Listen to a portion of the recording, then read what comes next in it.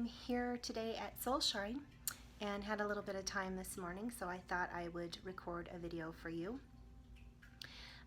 Today I thought I would take the topic of what is spiritual homesickness. I've gotten so many beautiful messages and comments and emails from so many of you who really recognize yourself in the last video that I did of what is, are you a light bringer and what is a light bringer?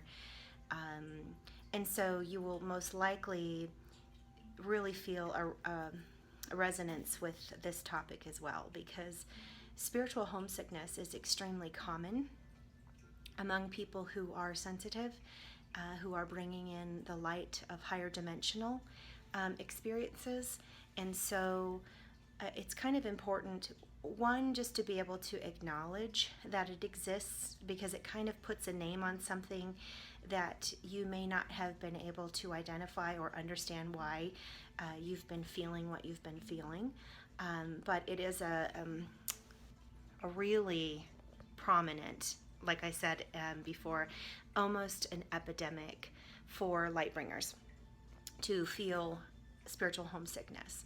So the way that I describe spiritual homesickness is there's a sense of when we came from these higher dimensions, we were in a state of oneness with each other. We were connected deeply and intimately to each other. And when we come into this reality, there is a disconnect. There's a feeling of isolation. There's a feeling of loneliness. There's a common agreement in humanity to hide from each other. It's why we have shadows here. The polarity of this experience. We have the part of ourselves that we put out into the world and that we show other people, and then we have the parts of ourselves that we are taught when we're children are not lovable, are not acceptable to others. And so we take those parts of us and we hide them away. Now, the problem with doing that is it creates a sense of isolation. It creates a sense of not being able to be who we really are in the world. And it's a very painful experience. Now, some people have no problem with it. They just continue to go about their day. They put on their persona every day and move about their work, and it's not a big deal for them. But those of us that come from those higher dimensional realities and we come here to help and to serve, we are used to living in the oneness. We are used to that experience of complete exposure and complete openness, complete open heart, complete giving. And it's very difficult for us to feel that separation from other people. And so we will tend to try in our relationships to connect deeply with others. If you're someone who, you don't like shallow relationships, you really tend to crave a depth. You want to be able to expose your whole soul to someone and to feel loved in that experience and not rejected or afraid.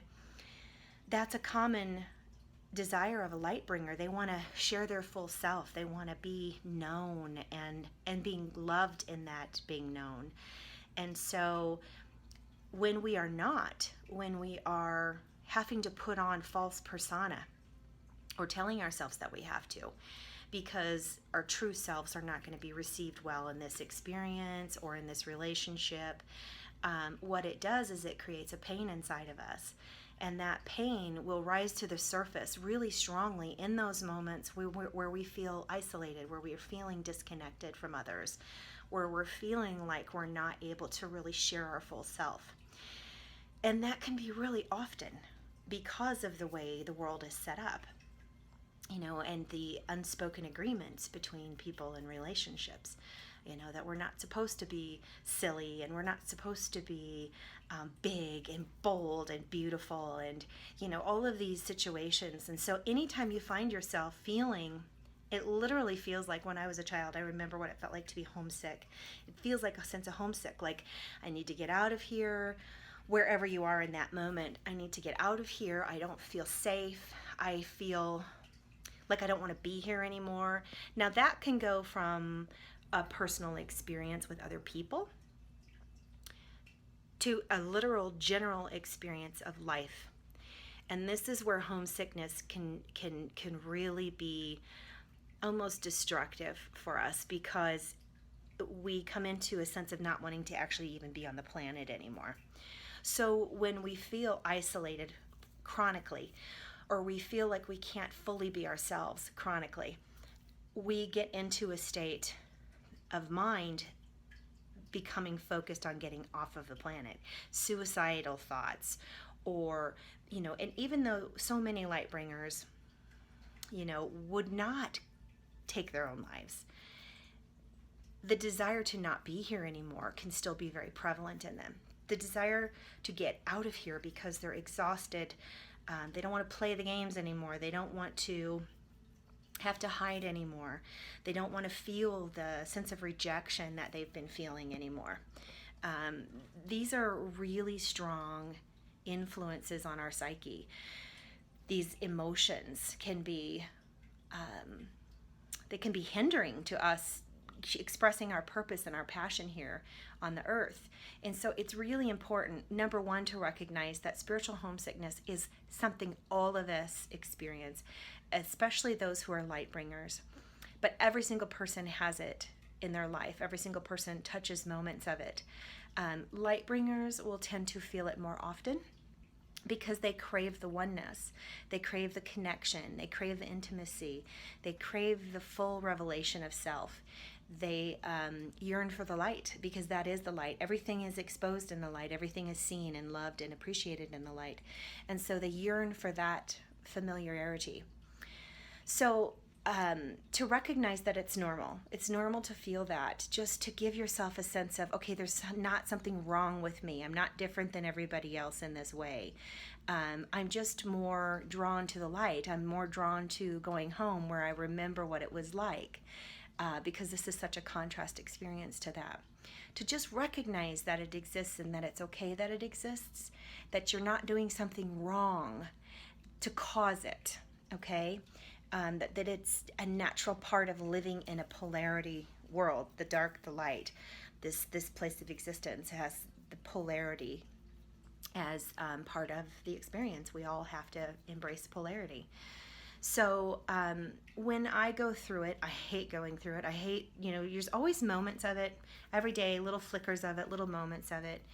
I have quite a rebellious spirit. So for me, I push against that voice that says, hide, be quiet, don't show your full self. I push against that voice a lot, and I do it anyway.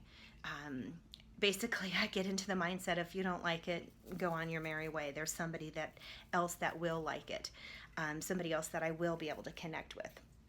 So that's very helpful for me. But there are moments, and I have gotten into a few just in the last year, where the isolation or the separation or the sense of who I am is not enough, or who I am is not safe for me to express. Those are deeply painful moments. And so I've had to call upon my spiritual team, my guides, to really help me out of those dark moments, because they're so painful, and you do just want to end it. You don't want to be in this painful experience anymore. You want to be back in that place where everything is love and where there's no hiding. So one thing I will tell you is that it is important, and that's going to be the next video that I do. It is so important, especially if you suffer from spiritual homesickness, to be aware of your spiritual team, your guides, so that you can sit down, you can call on their energy, you can call on their assistance to help you with that painful experience, and to guide you through it, to help you get out to the other side of it. The importance of getting to the other side is key, because let me say something to you, and I really want you to remember this, okay? No matter how bad it gets, if you end it and you leave the planet, you will get to the other side and you will say, shit, I forgot this was a total opportunity that I took on. I wanted to be here because I knew this world needed my help. I knew that I could have value just in being myself, and I blew it. I canceled out that opportunity. And being a spiritual light bringer, nothing makes you happier, gives you more joy than helping other people.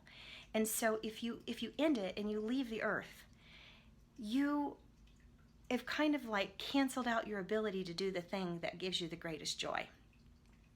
So there's two things that my guides really said to me that would help me with spiritual homesickness. The first one was spending time every day reconnecting with home. So home being within me, home being a connection to source, a connection to love. I had to sit down and I had to allow myself to be bathed in the presence of love, to remember home and what it felt like, and to fill my body up with that experience. So what does that look like? It basically looks like meditation, where you sit down and then you allow the light within your own heart to expand until it encompasses you. And it just holds you in that space.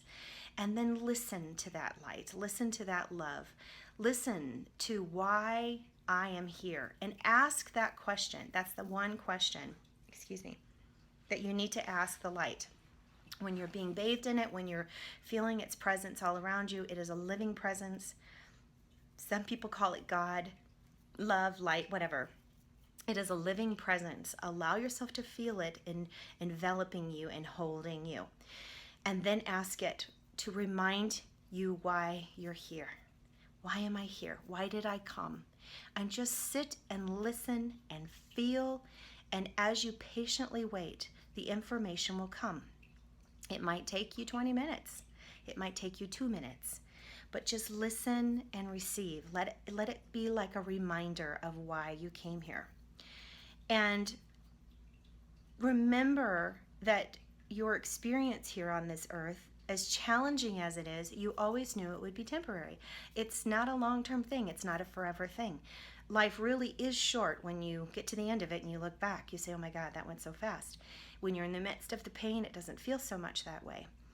But remind yourself, this is temporary. I'm only here temporarily. I will return home when I'm done. I will return home when I'm done. So you spend time in that meditation, be enveloped by the light, remind yourself why you're here, and then remind yourself that it's temporary. So that one is extremely helpful. The second thing that they told me would really help me with spiritual homesickness was to focus all of my attention on making somebody else's life better. To get out of my own self-pain, to just kind of expand beyond it, and to actually put into practice the purpose of why I'm here. So you know that purpose in some way is to be kind, it is to be of service to other people. So find something that you can do to do that. Even if it's just a matter of, if you don't even feel like going out of the house, you go on Facebook. You go to the comments of your friends and you leave like 10 comments for 10 different people that will uplift them or make them feel loved or make them feel seen. Do that regularly. Reach out and serve. Be kind, okay? Because there is an act of transformation that happens when you reach out and you serve another person. It transforms your inner experience. I don't know exactly how it happens, but I do know that it works. I've put this into practice in my own life. It's kind of like you have to get out of your own pity party and you have to make other people's joy your priority. And so find the people that want that. Don't go giving your act of service to somebody who's just going to reject you. And you know who those people are. You know who doesn't want your help. Reach out to the people. They could be total strangers, but reach out and offer kindness and offer assistance. This will start to shift the energy back from yearning for home to a sense of being in the now and being able to serve and give the gift of you, because giving the gift of you is why you came here. Okay? Now, that's what my guides told me to do. There's one other thing that I will suggest to you that worked for me, that came from my own inner self. And that is where, and some of you will be able to do this and some of you will find this really challenging. But as I said before, I have that kind of rebelliousness in me that I programmed that into me, I'm sure, when I came here. But you will need to find a way to not hide. You will need to find a way to stand in the essence of who you are and share that with the world, whether the people around you like it or not. And so it is really helpful to find people, to find your tribe, as they say. Find those people who really appreciate the true you. Now, maybe you say, I don't have anybody that knows the true me. Well, guess what? That has to stop. You have to find a way to express the true you to others. Maybe you don't even know who the true you is. I asked myself the question, if I weren't afraid, what would I do? This is how you know who the true you is. You confront fear, because fear is the only thing that keeps you from expressing your real self. So when you're in a moment and you're about to do something and you hesitate and you don't know what the authentic action would be in that moment for you, just ask yourself, what would I do if I was completely unafraid?